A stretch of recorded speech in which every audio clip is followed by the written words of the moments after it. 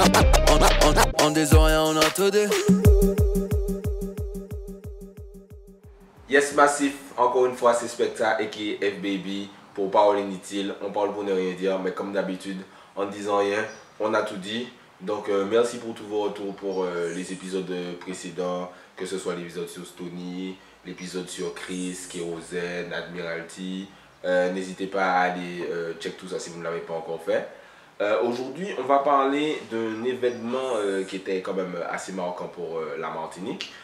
C'était le concert de Mr Vegas à Fort-de-France. Donc, bien que je n'y ai pas été moi personnellement, ben, je vais sur internet et je m'intéresse énormément au retour qu'il y a pu avoir sur le concert. Donc, bien sûr, il y a des gens qui ont aimé, il y a des gens qui ont trouvé qu'il a fait le show, etc. etc. Il y a des gens qui n'ont pas aimé, parfois à cause de la sono ou d'autres problèmes. Mais ce qui ressort beaucoup, je vais vous mettre quelques exemples, c'est que il y a un manque de connaissance du public, du répertoire de Mr Vegas. C'est-à-dire que parfois il chantait des sons et le public était très froid, peut-être parce qu'il ne connaît pas les sons de Mr Vegas.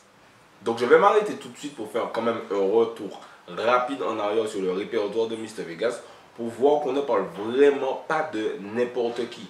Mr Vegas, c'est quand même lui qui chantait Edzai, Shizao, Tamale, Broke It Down, Hot Fuck, dédicace à tous mes potes de l'espace DD à l'ancienne, promotion 2008, je le savent. C'est lui qui chantait Shila la la la la la Bom Pom Chile, c'est lui qui chantait Pull Up, c'est lui qui chantait I Am Blessed, c'est lui qui chante Mana Road, c'est lui qui chante Party Turn Up, c'est lui qui chante Certain Law, Batman No Dress Like Girl, c'est lui qui chantait pour les plus connaisseurs Nike Air, Taxi Fair, Think It Over. Donc voilà, tout ce que je vous cite là, c'est des gros sons. C'est pas genre je vous cite des sons au hasard du gars que j'ai découvert moi-même par hasard sur internet. Ça c'est des gros sons. Si tu vas sur internet, juste même si c'est des sons qui sont sortis avant YouTube, des sons qui ont toujours un grand nombre de vues maintenant. Donc le cas Mr Vegas aurait pu être un événement isolé, mais non.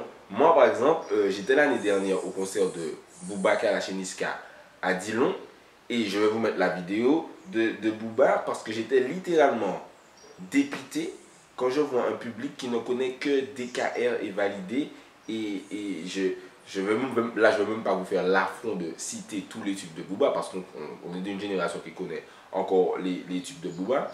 Je vais vous mettre la vidéo où je suis en train de filmer le moment où il chante Tony Sosa, que j'ai publié sur internet l'année dernière et qui est un peu tourné, où il chante tout seul. Personne ne connaît Tony Sosa. Je vous mets la vidéo. Il se demande si la cru pouvait faire de commettre. Être disque de platine, c'est mon fond de commerce. Sors de haineux sur le devant de la paire de converse. Tu es très décevant comme un bulletin scolaire et ton entrée au cancer. La plus grosse parole avant toi, c'est ton cellulaire. Je n'ai que des victoires, pas le temps qu'on les énumère. Dans ce rap game, niquer des mères, ça me rémunère. Y'a mon secret gravé dans quelques fourgons cellulaires. Et les enfants de putain s'accumulèrent. Mais c'est négro, à jamais j'appartiens à l'OBSCUR. Donc voilà, Tony Sosa, vous avez bien pu voir que le public était totalement absent. C'est un son qui a plus de 10 millions de vues sur YouTube et qui au moment où c'est sorti avait à peine 1 an et demi. Au-delà de Booba, il y a aussi le cas Alison Hines quand elle est venue à la Bacchanal. Donc moi personnellement, je ne suis pas trop fan de Soca. Mais voilà, si le public qui était là se dit fan de Soca, on me dit tout le temps que oui, la Soca, la Martinique aime la Soca, etc. D'ailleurs, je pense que je vais faire une vidéo plus tard sur ça. Là aussi, parfois elle chantait, elle était toute seule dans son truc. J'ai eu moins de retours par rapport à Bennyman au Dream, mais si je vois ça pour Mr Vegas, je pense que c'était à peu près la même chose. Donc moi par exemple, je suis plus forcément excité quand il y a un artiste international ou même de France injuste qui vient en Martinique, parce que je me dis l'artiste peut être génial si le public est pas au rendez-vous, le show ne sera pas comme je l'espère, comme je vous disais pour Booba à Dillon. Je l'ai vu à la ferme Périne il y a maintenant facilement plus de 10 ans. Ça n'avait rien à voir parce que le public était là, était au rendez-vous. Et même qu'à là, j'ai eu l'occasion de le... Quand je le vois sur la savane, c'est incroyable. Je pense que c'est vraiment un concert entre guillemets historique. Mais j'ai eu l'occasion de voir Kalash sur des publics moins bons. Et c'est totalement autre chose. Alors que ce sont deux artistes qui de toute façon vont faire le travail, que ce soit via leur son, via leur présence scénique, etc. etc. Donc on peut se demander d'où vient le problème. Donc je pense que pour moi, il y a deux problèmes différents. Un, le public, forcément, et son manque de culture musicale, mais aussi les médias au sens large du terme. Donc on va commencer par le public. Les gens, et je ne dis pas les jeunes, parce qu'on ne parle pas seulement des moins de 16 ans, moins de 18 ans, je pense qu'ils n'en sont plus aussi curieux musicalement, alors que maintenant, ils ont la possibilité de tout savoir et de tout avoir. C'est-à-dire qu'avec Internet, avec YouTube, avec Shazam, etc., tu as la possibilité de connaître tout le répertoire d'un artiste en 5 minutes. Tu as la possibilité de le faire. Alors, tu peux même taper un lyrics. Imaginons que c'est un son anglais, tu ne connais pas le lyrics, tu ne connais pas l'artiste. Je vous mets encore un exemple. Tu peux taper le lyrics dans YouTube et trouver le son. Et ça, c'est quelque chose que nous, à l'ancienne, on n'avait pas. Et à l'ancienne, on essayait quand même de tout écouter, de tout télécharger sur LimeWire, sur Kazaa, sur Emule, pour ceux qui connaissent. Et j'ai l'impression que cet effort a un peu disparu. C'est-à-dire que même quand on va dans un concert de Mr Vegas, et il n'y a pas la volonté de se dire, bon, je ne connais pas les sons, je vais essayer de voir un peu ce qu'il a pu faire.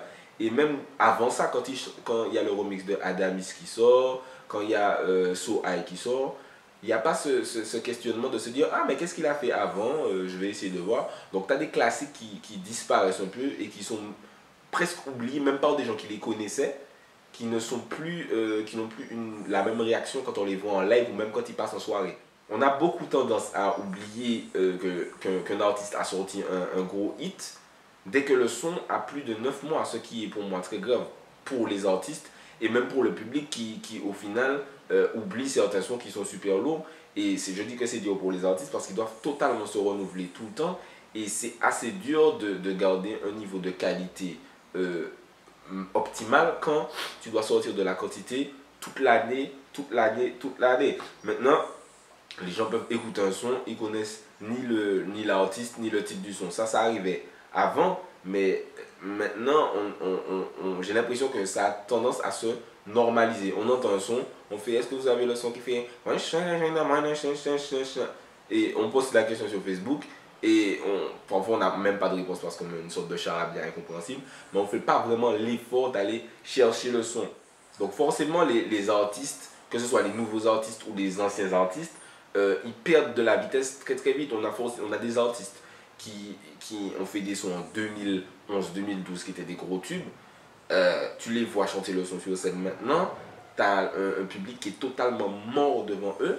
Parce qu'ils n'ont pas sorti un tube il y a 2 mois. Et je pense que c'est assez triste parce que même que ce soit en Jamaïque, en Amérique ou même dans les autres îles anglophones de la Caraïbe, quand un artiste fait un show, il y a des gens qui connaissent ses classiques. Quand je vais prendre Puff Daddy, même si Puff Daddy c'est à une échelle mondiale, Puff Daddy a récemment fait une tournée avec des anciens artistes qui ont rien sorti depuis 10 ans. Et c'était back full à chaque fois. Et il y avait une ambiance de fou à chaque fois. Pourquoi? Parce que il va à des endroits où les gens ont une culture musicale incroyable. Ashanti, je suis très fan d'Ashanti. Et Jaoul sont en tournée actuellement. Ils n'ont rien sorti depuis des années. Parce que ils ont eu leur tube à une période où les gens avaient une culture musicale, s'intéressaient vraiment à la musique. Et ils vont à des endroits où même quelqu'un de 15-16 ans, tu lui dis Ashanti, il te dit ah oui.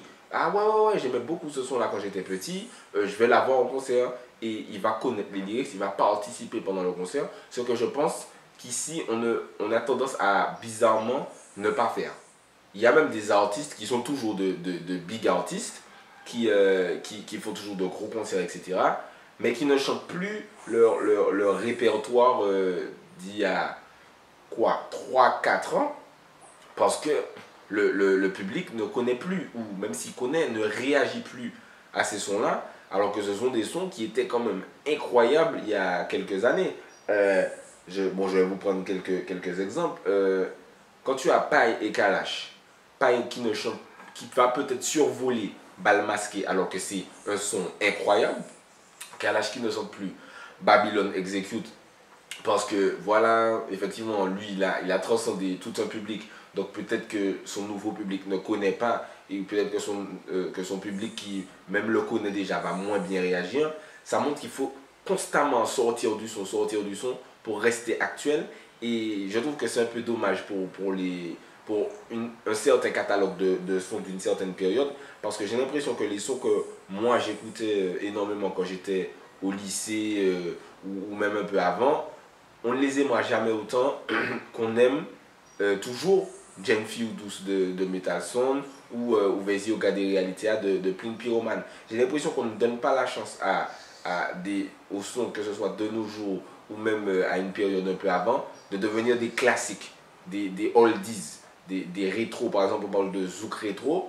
Je ne sais pas si un son de Stony, je faisais une vidéo récemment sur Stony, je ne sais pas si un son qu'elle a sorti par exemple en 2013 va un jour devenir un son de Zouk rétro ou s'il va juste disparaître alors que, et je dis Stony mais j'aurais pu prendre Kim ou n'importe qui.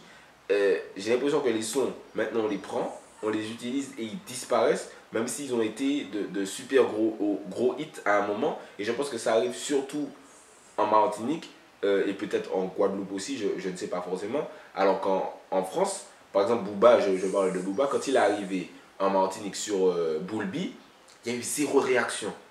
J'ai même pas remarqué que Booba était arrivé sur la scène tellement le public était froid.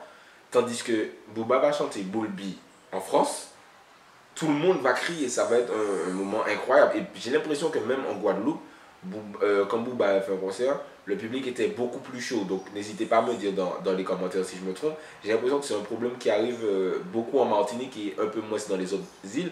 Quoique même en Guadeloupe, la curiosité musicale n'est peut-être pas... elle est sûrement beaucoup plus développée qu'en Martinique, mais même quand Young Thug vient faire son showcase, tout le monde se plaint parce que ouais, il était froid, il n'a pas fait le show, etc. Mais est-ce que le public qui est là connaît les sons de Young Thug? Est-ce que quand il commence à chanter With That ou Check ou Halftime, les gens réagissent en se disant yo, c'est l'un de ces gros hits et l'artiste il est là, il se dit attends, je chante mon hit, vous connaissez pas, qu'est-ce qui se passe? Donc forcément en tant qu'artiste américain, il se dit bah dis que je vais prendre mon chèque et je vais me barrer. Je pense que c'est ce qui s'est passé. Après, il faut se dire que ce n'est pas que la faute du public. Là, je parle un peu des médias au sens large, que ce soit les DJ, les radios, les télés, etc. Je pense qu'il n'y a pas une démarche de jouer les classiques, comme par exemple, tu as des stations où je vais entendre Full Sentimental jusqu'à maintenant, je vais entendre un son de Garou jusqu'à maintenant. Voilà, si je ne connais pas Mr Vegas, où est-ce que je vais entendre Mr Vegas? Je ne sais même pas si un peu avant le concert, il y a des stations de radio qui se sont dit, il y a Mr Vegas qui vient en concert, je vais jouer un peu ces sons pour que les gens connaissent. Et bon, je dis ça pour les radios, mais les télés pareil. Et je dis aussi pour les DJ qui arrêtent très vite. Soit ils ont des sons qui passent pendant des années, des sons que tout le monde connaît et tout le monde a déjà assimilé. Soit ils arrêtent de passer les sons très vite ou ils ne les passent pas du tout. Et forcément, si un son ne passe pas, il ne peut pas devenir un classique. Tout le monde va l'oublier, tout le monde va se lasser, tout le monde va passer à autre chose très très vite. Donc je pense qu'il y a un problème des médias, des DJ, etc. qui ne font pas forcément le travail, entre guillemets, ce qui pousse le public également à ne pas forcément être très au fait de la culture, ou à être très curieux musicalement, puisqu'ils se disent bon, nous on dit tellement de la nouveauté tout le temps, moi je vais oublier ça et pas dire. Je pense que c'est pas spécialement génial pour la musique, parce que déjà le public ne devrait pas dépendre des médias, parce que il y a plein de choses que tu connais pas et qu'au final tu aurais peut-être pu adorer, mais comme tu n'es pas assez curieux, comme tu ne fais pas la démarche d'aller le chercher, tu ne vas pas connaître le son. Et je prends l'exemple tout con de Migos avec Baden Bougie. Tout le monde connaît Baden Bougie, mais parce que ça passe en radio, parce que les DJ le jouent, parce que c'est le tube du moment. Mais je pense que il y a enfin, je pense qu'il y a des gens qui le font, mais il n'y a pas la curiosité de se dire, ah mais qu'est-ce que Migos fait d'autre? Je vais essayer d'aller écouter leurs albums d'avant, leurs mixtapes, ou même simplement l'album où il y a Bad and Bougie. Et du coup, quand, imaginons dans un rêve bleu, Migos vient en show en Martinique, est-ce que ça ne va pas se passer comme Mr Vegas? On va rester là, et on connaît que Bad and Bougie, et je pense que Bad and Bougie le font genre en fin de show. Donc ils vont faire 40 minutes de show. Pendant 38 minutes, on sera debout là, on ne connaît rien. Et subitement, ils vont chanter Bad and Bougie et tout le monde va crier. Et je pense que c'est un peu ce qui s'est passé avec Mr Vegas. J'ai vu pas mal de tweets et de pseudo Facebook dessus. Et donc voilà, ce n'est pas vraiment un problème en soi. Ça reste de la musique. Mais je pense que pour le public, individuellement, ce serait bien que les gens essaient d'avoir un petit peu plus de répertoire musical, de connaître un peu plus. Ce serait mieux pendant les concerts. Ça aiderait d'ailleurs aussi les DJ qui disent souvent que comme le public ne connaît pas les sons, ils ont du mal à les jouer parce qu'ils vont faire un beat, ils vont faire un flop, etc. Et donc ils ont tendance à ne jouer que les tubes, que les tubes, que les tubes et à oublier très vite les sons. Et je pense que c'est au détriment de la musique, au détriment de la culture musicale du public, et je pense que c'est pas une bonne chose. Donc n'hésitez pas à me donner votre avis, à me parler de concerts que j'aurais peut-être oublié, à vous abonner à ma page et à me suggérer de nouveaux sujets. Donc voilà, c'était un peu mon avis sur le concert de Mr Vegas et sur les autres concerts d'artistes internationaux en Martinique. C'était Specta pour Parole Inutile. En disant rien, on a tout dit. En disant rien, on a tout dit.